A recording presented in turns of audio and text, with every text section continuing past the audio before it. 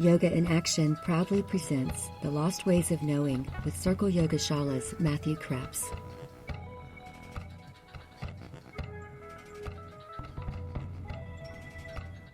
Welcome, everyone.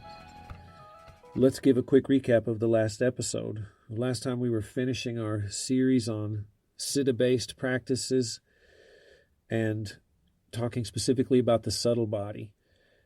We looked at the chakras and the kundalini and their place and function in the subtle body, and we really saw that there's a dizzying array of ideas and images surrounding those two subjects. So the goal really was not to present a definitive doctrine, but to recognize this dizzying diversity and to kind of situate what we think we know inside it, and to be affected by the relationship between what came to us and the fact that it had a wide range of meaning and application and understanding in its origin. Though the Kundalini was particularly interesting in this investigation, the images surrounding the Kundalini are multivalent, and the functions the Kundalini performs are wide.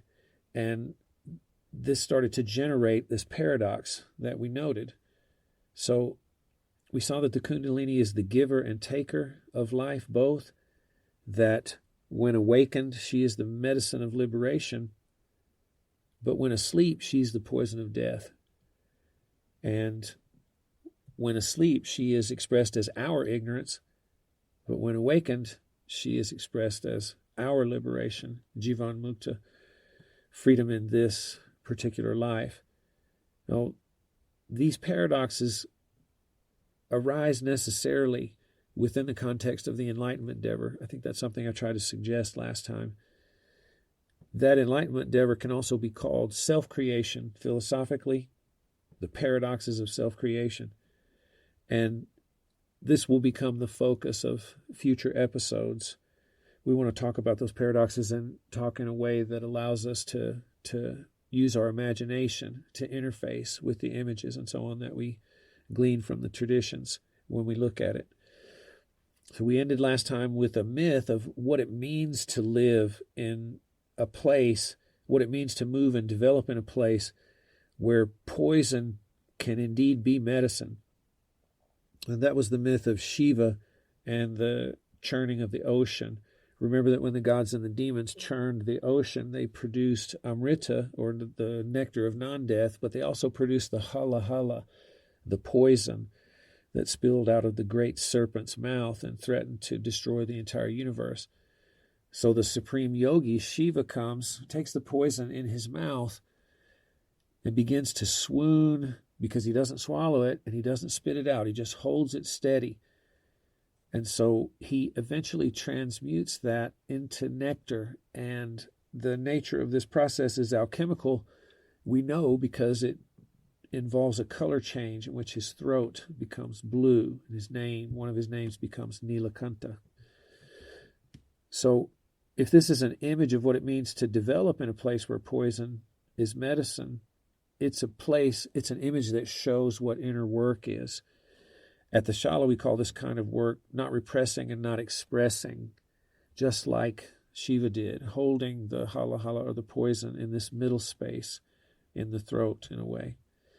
So repressing would be identifying, and expressing would be identifying. And remember that when we identify with something, when it comes to inner work, we don't feel it, and we need to generate feelings from our emotional reactions as the alchemical process that we're going through. So if we don't spit it out and we don't swallow it, then we end up tasting it. And if we hold it for a long time gently, we end up cooking it. And we end up being what is cooked along the way. So it might feel hot. Doing inner work might feel like being churned, like the ocean. It might feel like the mercury felt in the alchemist's laboratory as he or she worked on it. It might even feel like being rubbed, bound, even killed in order to be resurrected. Just consider the possibility that the medicine might be the poison. Now we're jumping forward in history. We have been spending most of our time in a 500-year period, which began in the 6th century of the Common Era and stretches to 11 to 1200, 500 or 600 years. That's the time when the Siddha-based practices, the Tantra, Hatha, and the indigenous Hindu alchemy are really flourishing and influencing things. For instance, the texts I know, the Hatha Yoga Pradipika and the Shiva Samhita, things like that start to show the practice of posture and pranayama in the way that we really see it today, those flourished and show up between 800 and 1100 CE. That's still not far enough forward in history to begin to talk about the modern influences that I have to speak about in this episode. To do that, I have to get to the late 18th and early 19th century. And because we have to land there, we have to talk a little bit more about the British occupation because of its influence, and it is well underway by this time. The general story about the British occupation usually begins with something called the East India Company. This is a massive corporation with a massive fleet of ships that travel between Europe and India, engaging in trade, and it's a key player in the political events that move in the direction of British hegemony. This company is formed in 1600 of the Common Era and begins to operate, and by 1615 it had acquired its first territory in Bombay. So from 1615 on, for about 170 years, until 1792, the company operated and began to acquire more and more power and influence. In 1792, it was involved in the use of military force in a conflict with a group of people called the Marathas, and it defeated them, and in the process of doing that, it dethroned the Sultan of Mysore. So from 1792 to 1877, the East India Company acquires more and more and more power, and eventually, in 1877, Queen Victoria becomes Empress of India. It's not until 1947 that India and Pakistan become self-governing. So between that time, when Queen Victoria becomes Empress of India, and 1947, it's a very tumultuous set of years. 2 world wars pass, in both of which Britain is a key player in, and a lot of indigenous resistance to British rule has amassed in India.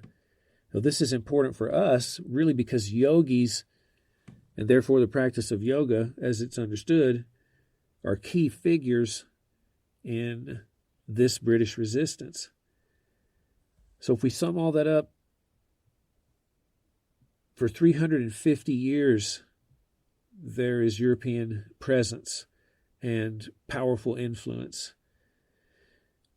That's the influence through British common law, through the introduction of Western medicine, introductions of styles of Western education, and also Christianity comes through the missionaries and begins to influence things. So all of these things, British common law, Western medicine, Western style education, and the influence of Christianity, that really is a way to sum up the environment in which Swami Vivekananda, who is the focus of this episode, that environment in which he would have been educated. Now, here's what Robert Singleton says about Swami Vivekananda's influence. It was Swami Vivekananda and those who followed him who represented the public face of the yoga renaissance. Perhaps more than any other single work, his Raja Yoga of 1886 was influential in giving shape to the cluster of methods and belief frameworks that make up modern yoga. So, Raja Yoga indeed is a very important book. We'll say a little bit more about it in a little bit. But the meat of the citation says the cluster of methods, that means the techniques, and belief frameworks, that means why we're doing what we're doing and the goals that are involved in it, the implementation of these techniques. Those really the way they're understood and practiced in the modern world is deeply influenced, right, by Vivekananda. Though before he became Swami Vivekananda, his name is Narendranath Datta, and he lived between 1863 and 1902, a pretty short life. We're going to start with his higher education years. I have something here from a man named William Hastie, who was principal of Christian College in Calcutta, and that's where Narendra graduated. Here's what Hastie says, quote, "Narendra is really a genius. I have traveled far and wide, but I have never come across a lad of his talents and possibilities, even in German universities, among philosophical students. He is bound to make his mark in life." And so we see at an early age, he is academically gifted. Philosophy, specifically, is mentioned here. He's a very unique example of British education and Indian spirituality. But we've mentioned already that he's the author of Raja Yoga. Raja Yoga is important because it involves, or it contains, translations of key concepts from the Yoga Sutra and other places that really help define the way that we understand yoga in the modern world. He also wrote 3 other books, each one on one of the 3 great yogas from the Bhagavad Gita. He wrote one about bhakti, one about karma, and one about jnana yoga.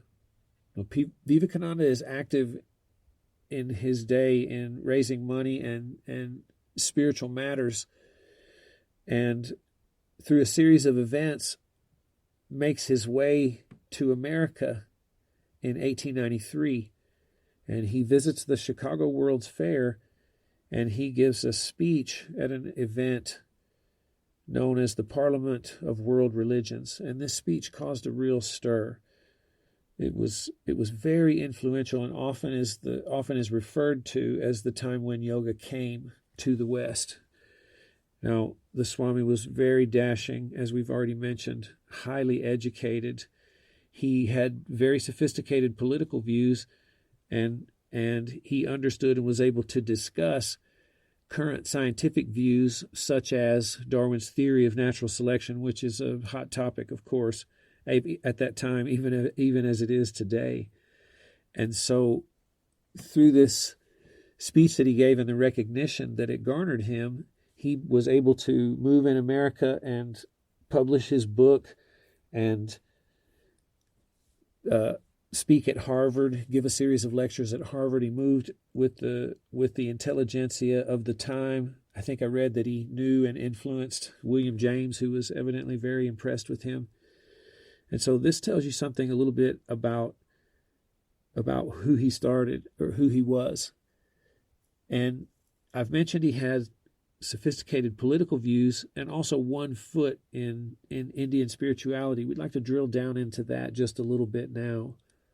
So if we talk about politics, we have to talk about a group called the Brahmo Samaj, which is very influential on the young Narendra. The Brahmo Samaj was a monotheistic reform movement of the Hindu religion that appeared during a time known as the Bengal Renaissance. And so its reformist ethos really could be called a fusion of Advaita Vedanta, which is the non-dual Vedanta of Shankara, and various strands of Western colonialism. Now, what does this include? The Samaj tended to emphasize belief in a formless God, and therefore they were suspicious or deprecating of what would have been called idolatry, the pagan idolatry of India, if you look at it from the outside, from a Western view. So they offered instead a streamlined, rationalized, monotheistic theology that was strongly colored by a selective and modernist reading of the Upanishad and of the Vedanta. And so this package is streamlined, this package is rationalized, and this package is monotheistic in the sense that probably that they interpreted Brahman, which is the formless, ultimate source of all things from the Upanishad, in a way that seemed to jive with Western ideas of God as the ultimate. The founder of the Samaj, Rama Mohan Roy, himself was influenced by Unitarianism, and he promoted a universalist interpretation of Hinduism, specifically Hindu philosophy. He emphasized the egalitarian nature of it.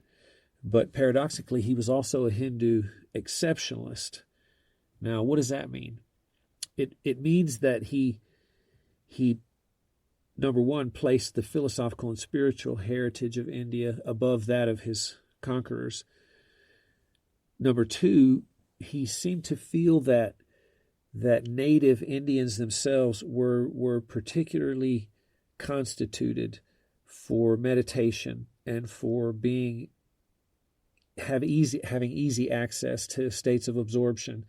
Somehow they were superior in a way to Western people. And so you see this interesting mixture of being influenced by a particular set of ideas against which you are rebelling, and that shaping the form or flavor, right, of your own rebellion. Now, Roy's ideas were taken and reshaped by another influential person named Debendranath Tagore, who was described as a romantic, and that means a revolutionary of some sorts. He tended to question core Hindu beliefs like reincarnation and the law of karma.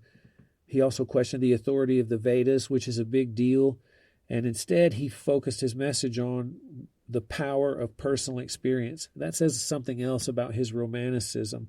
If I think of the romantics in the Western canon, like William Blake, Percy Bysshe Shelley, Samuel Taylor Coleridge, John Keats, Jean-Jacques Rousseau, the philosopher, all of them really valued the individual's experience over any institution of the time. And so we find a flavor of that here in the ideas in the Brahmo Samaj. Keshab Chandra Sen was another very influential person involved in the group, and he turns out to have been influenced by American transcendentalists like Ralph Waldo Emerson. Here we see again this idea of a Unitarian spirituality strongly fueled by personal religious experience over something like philosophical or theological speculation. Sen advocated for an accessible, non-renunciatory, everyman type of spirituality. He introduced systematic spiritual practice for lay people. In other words, these ideas that he put forward really were the prototypes of the kind of yoga practices that Vivekananda eventually took to the West. Now, if we speak of politics, we have to speak of spirituality, and to speak of the young Swamis or young Narendra's spirituality, we have to talk about his guru named Ramakrishna. Ramakrishna is also called the Great Swan, and he's one of the greatest mystics of all time, in my not-so-humble estimation. He lived between 1836 and 1886, another short life of 50 years. So Ramakrishna, as a child, proved to be prone to visions of the divine, and this tendency to fall into vision or swoon really continued throughout his life and was a key part of his teaching and his ministry to his followers. Ultimately, he was a mystical bhakti and an important religious figure in Bengal. He founded his own order, in fact. So I wanted to give you something that sort of showed the essence of Ramakrishna's teaching. He says, quote, "If you must be mad," and I think he means crazy, "be it not for the things of the world. Be mad with the love of God. God is in all men, but all men are not in God, and that is why we suffer." And so it's interesting that this mystical bhakti is also giving off this universalist type vibe that dovetails nicely with the Brahmo Samaj. And so we could see how Vivekananda could feel at home, right, in each of these places. Now, more on this universalist tendency that comes out of this mystical bhakti's teaching. We learned early on that Ramakrishna could experience absorption or mystical ecstasy when practicing any of the religions. We heard stories that he practiced not only Hindu Tantra, but that for a period of time he devoted himself to Christianity, in which time he had visions of the Virgin Mary, and for a period of time devoted himself to Islam and things like Jainism, and was said to have experienced absorption and ecstasy on each of these ways. And so he really is part of this flavor of the time that shows an egalitarian universality, like all ways are going to lead home to the source. This universality is very influential on Vivekananda. So we've seen a political Vivekananda involved in resistance while colluding with the conquerors, and we've seen a spiritual Vivekananda who sat at the feet of the great swan and received teaching directly from something like vision and ecstasy.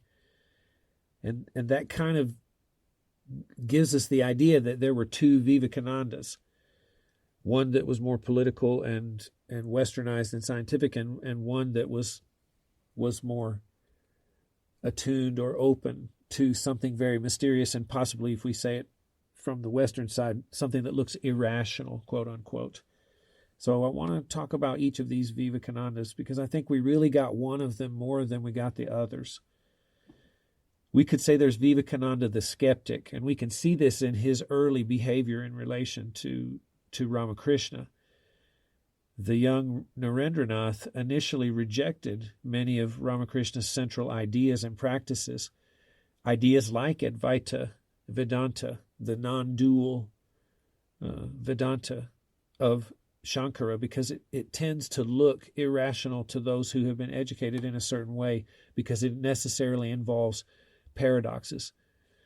And he also probably would have been turned off by what appeared to be Ramakrishna's idol worship in the form of Kali, the mother.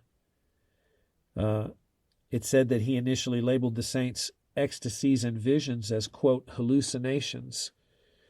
So they didn't hit it off in a certain way right away, even though Vivekananda kept coming back and was evidently deeply impressed.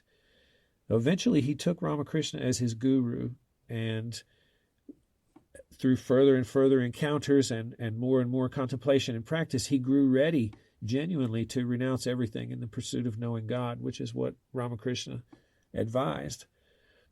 But even through all of these changes, he retained his strongly skeptical, rational streak. And it's this flavor of his personality, this skeptical flavor, that is part of the reason that he was named Vivekananda by Ramakrishna. Viveka really means something like discernment.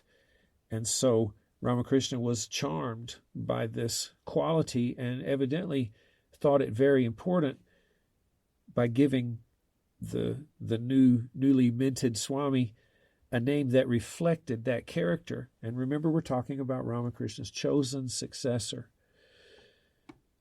Well, Vivekananda really was deeply impressed by the sciences from the West, and he wanted to place the spiritual and philosophical heritage of India on the same level as his overlords.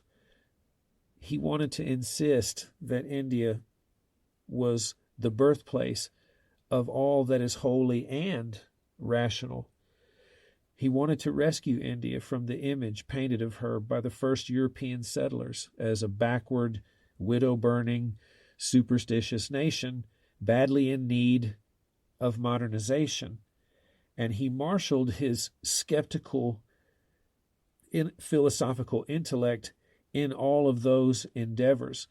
This is very interesting because Vivekananda is one of the main sources for knowledge of the life of Ramakrishna. He communicated to Max Muller, who wrote, I think, one of the first biographies of Ramakrishna. He communicated many details of the guru's life to Muller, but he tended to omit the details of his teacher's ecstasies. And he also tended to omit the overtly tantric elements that were certainly present. And so this skepticism was very dominant, and it created a stream of information that came out of Vivekananda around Ramakrishna that is truncated in terms of the picture of what was actually going on.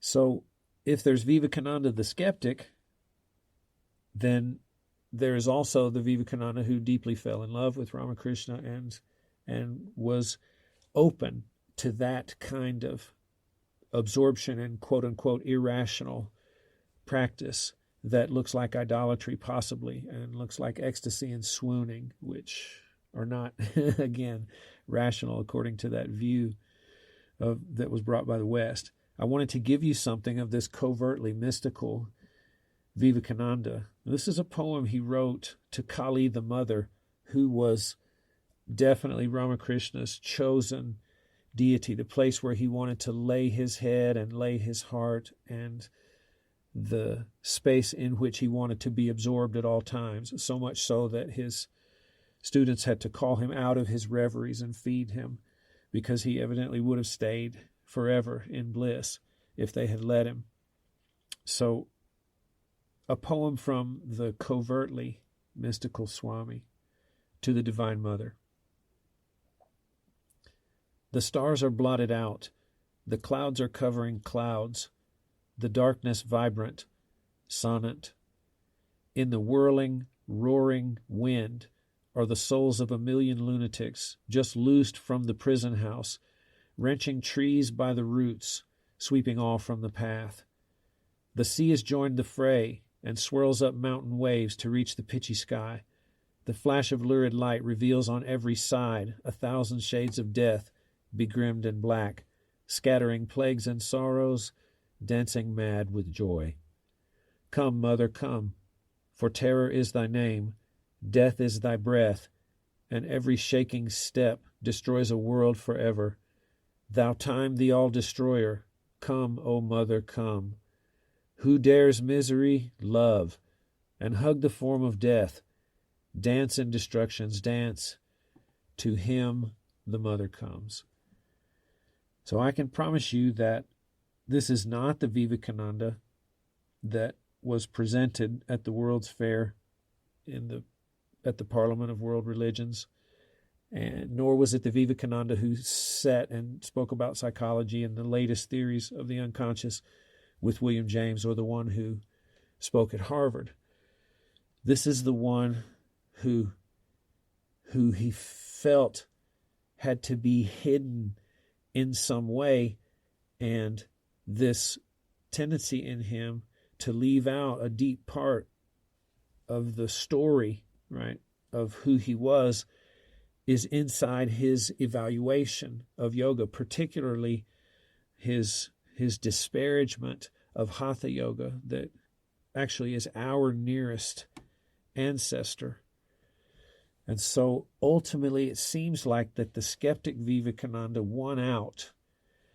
And here's something from him that's quoted in Robert Singleton's book, Yoga Body, that shows that the skeptic did indeed win, and thereby gave us what we know of yoga.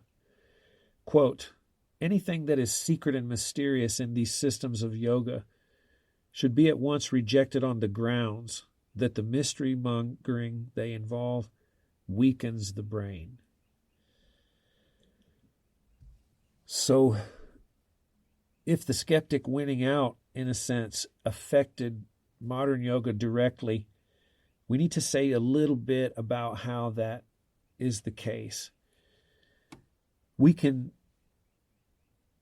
see Vivekananda's attitude toward the Hatha Yogis, our nearest ancestors, in his book Raja Yoga, which we've already said was so influential. So in that book, he adamantly rejects the, quote, entirely physical practices of Hatha. He says, we have nothing to do with it here because its practices are very difficult and cannot be learned in a day, and after all, do not lead to much spiritual growth. He further says that the chief aim of the Hatha Yogis is to, quote, make men live long and to endow them with perfect health, an inferior goal for the seeker after spiritual attainment. And so if we think back on the Siddha practices that we've been reviewing, and their really fantastic, literally, nature, we could see here that the Swami is deeply suspicious of something of that. So evidently the only thing that they cared about was to live long. And we did see that the Siddhas wanted to transmute the physical body into the adamantine body that would defy death, and also acquire transmutation abilities on its own. So, in a sense, he's right. He associates that here strongly with being involved with the physical body in a way that is going to not lead to spiritual growth. Like, he doesn't really trust this physicality. He says that the proper goals of spiritual life, therefore, are non-physical goals. Speaking of a Hatha Yogi who was reported to have lived 500 years, Vivekananda said, quote, "What of that? I would not want to live so long. Sufficient unto the day is the evil thereof." And by the way, that comes from the New Testament, Matthew 6:34. One little body with all its delusions and limitations is enough. And so we really see the influence of the asceticism in a way in his public statements about yoga, the asceticism that comes from the Upanishad, I should say. Remember that renunciate way, the way that it may not have denigrated necessarily the body, but it certainly didn't see it as the ultimate locus of activity in spiritual practice, because it would have been a part of Maya. It would have been a part of the impermanence that is contrasted over and against the Atman. Now, that flavor is here in his evaluations of Hatha. So it seems to be a denigration of the body again. But I wanted to point out here that Vivekananda is quoting the gospel in order to critique some of the products, right, of his own country. Sufficient unto the day is the evil thereof. I think we can clearly see, right, where he's coming from. And so this disparaging attitude toward our nearest ancestor, we can see in the Swami's teaching and his public comments. Robert Singleton sums this up nicely for us. He says, quote, "The new English language yogas devised by Vivekananda and others emerged in a climate of opinion that was highly suspicious of the yogin, especially the Hatha Yogin." So, on the one hand, Vivekananda is part of this massive yoga revival that carries him to America, and he introduces it to America and becomes wildly successful here and is able to found his own order. So there's a yoga renaissance happening, right, in his day. But because of the way that he tended to speak about Hatha in particular, that certain interpretations of Siddha practice, like their aims and how their techniques are to be done and so on, certain of those are excluded from the initial stages of this popular yoga revival. Now, I find that very interesting. If we wanted to kind of sum up the influence of these two Vivekanandas and the fact that the skeptic won out, we could call his legacy a split, a certain split. So here's what Singleton says. Vivekananda would forge a vision of yoga in which a polarization between Raja and Hatha practice would become permanently reified, and in which his respective gurus would be rewritten to fit this modern orientation. So Vivekananda forged this vision of yoga that prioritized what he called Raja Yoga, or the royal path, which looks systematized, streamlined, and rational. He polarized that over against Hatha, which is only about the physical body, only about living a long time, possibly only about power, something like that. And Singleton is saying that polarization really has stayed with us. Now, there's a scholar in this regard in 1976 that Singleton actually mentions, and I read in a footnote, and this would be from Yoga Body. A scholar named Bharati argued actually that prior to modern times, there was always a considerable hatha component in practical yoga, but that, since the turn of the century, we find a clear polarization in dhyana or meditation-oriented systems and hatha or asana-oriented practitioners. And so we don't have to assume, along with Vivekananda, that goals that are related or mediated specifically by the body are sub-spiritual. Evidently, according to Bharati, this scholar, before the modern era, there was always a practical hatha component in yoga. And so we see how things have been shaped in a certain way, still denigrating the body on one hand from Vivekananda's perspective, but now finding out that there's evidence that wasn't the case actually before modern times and before him, that there was always an element that dealt with physicality in a certain way. So I find that really interesting. We might ask the question here at the end, is it the case that we still see a polarization between meditative-oriented systems and physical-oriented systems? I think we can see that. But let's give a summary first before we mention that. So the Siddha-based practices flourished between the 6th and 12th centuries of the Common Era, leading to what eventually we're going to call the transnational consensus that is the Hatha Yoga of the late 18th and early 19th century. And this yoga is a watered-down version, a streamlined, more monotheistic, rationalized version of the early Siddha's aims and methods.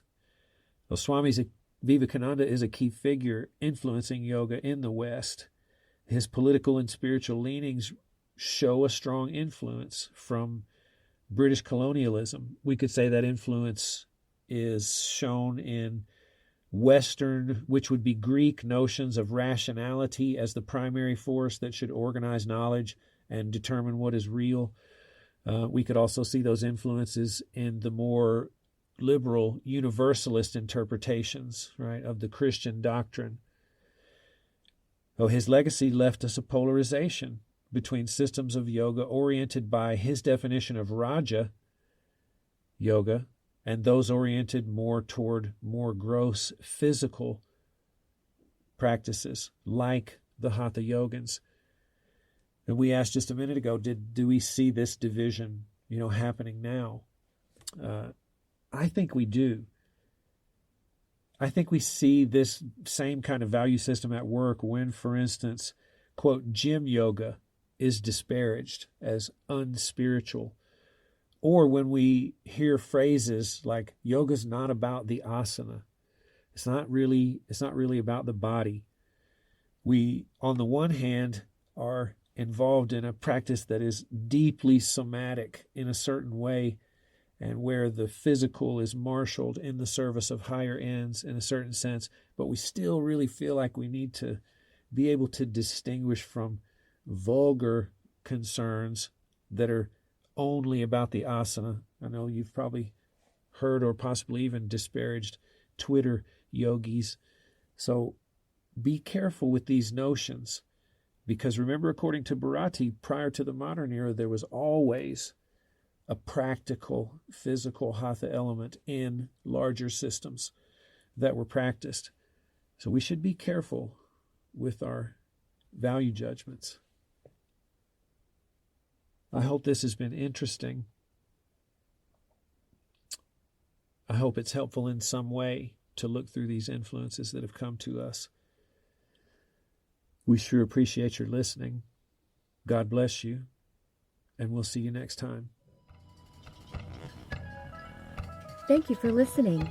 To support our podcast, find Circle Yoga Shala's Patreon page and receive early access, study guides, live sessions with your podcast host, Matt, retreat discounts, and more.